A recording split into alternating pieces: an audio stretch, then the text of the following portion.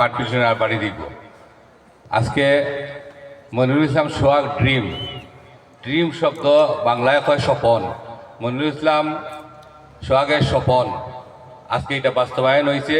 এই ঠান্ডার সিজনে আপনারা দেখছেন তিনটা জিনিস হয়, সেও ওয়াজ করায়, সেও তোমার সাংস্কৃতিক অনুষ্ঠান করায়, সেও মাজারও গিয়া তোমার গরু ছাগল দিয়া ফুর্তি আমোদ করে।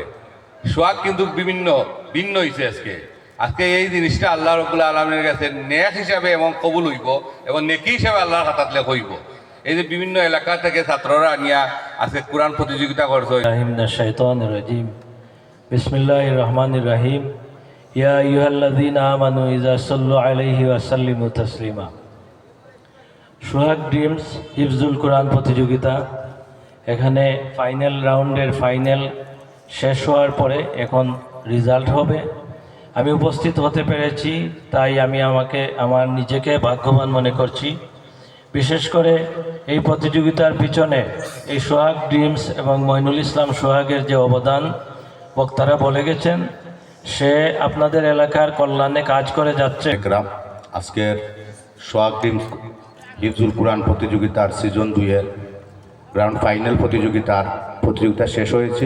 এখন পুরস্কার বিতরণ অনুষ্ঠান এবং যারা আজকে যে 17 জন প্রতিযোগিতা আমাদের সামনে প্রতিযোগিতা করেছেন, আমি কিন্তু প্রথম 4-5 জন প্রতিযোগিতার সময় আমি স্টেজে ছিলাম। এরপরে আমার আশরাফুল আলম গ্রহণ করছেন পঞ্চম পুরস্কার হিসেবে 5,000 টাকা নগদ, 1,000 টাকা গ্রহণ করছেন।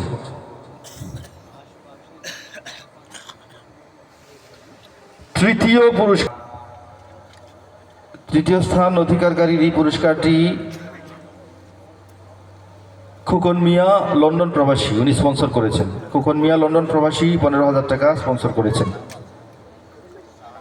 শাহবাগ আদুল খান মুকিমপুর স্পন্সর করেছেন ওনার ছেলে ইকবাল খান লন্ডন প্রবাসী, ওনার পক্ষ থেকে এবং আমাদের সম্মানিত অতিথিবৃন্দের কাছ থেকে পুরস্কার গ্রহণ করছেন মাহবুবুর রহমান রাদি। প্রথম পুরস্কার গ্রহণ করার জন্য অনুরোধ করছি সম্মানিত অতিথি নাসির আহমদ শাহিন, আয়াস আহমদ, আমাদের সম্মানিত সভাপতি আব্দুল্লাহ শেফুল, সম্মানিত বিচারক জনাব আব্দুল কাদির আল আজহারি, সম্মানিত বিচারক জনাব ইউসুফ মোহাম্মদ শাহানের কাছ থেকে আমরা আমাদের 5 জন বিজয়ী পেয়ে গেছি। আমরা আপনাদের কাছেও কৃতজ্ঞতা জানাচ্ছি আমাদেরকে সহযোগিতা করার জন্যে।